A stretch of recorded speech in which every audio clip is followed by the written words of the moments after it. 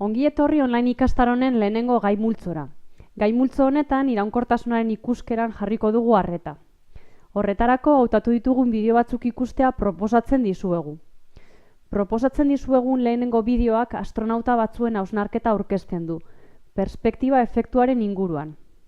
Astronautek lurra espaziotik ikusi ondoren, planeta era globalean babestuko duten gizarte baterantz joateko beharra nabarmentzen dute.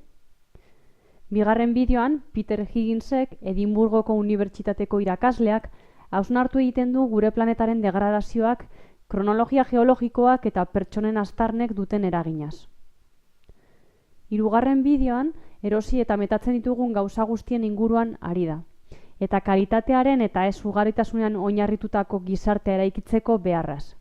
Baita partekatzearen premia eta onorei buruz, eta norberaren interesak alde batera utzi eta komunitatean bizitzeko beharraz.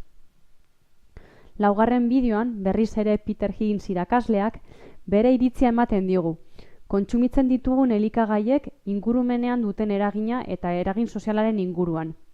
Horretarako egunero egiten dugun zerbaitetik abiatu egiten da, gosaria.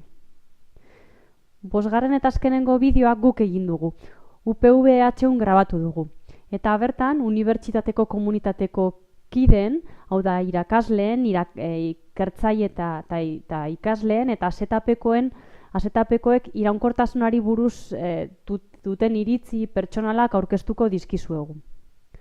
Zuen hausnarketa guztiak partekatzeko aukera izango duzue, gai multzo honetan proposatzen ditugun 4 jardueretan.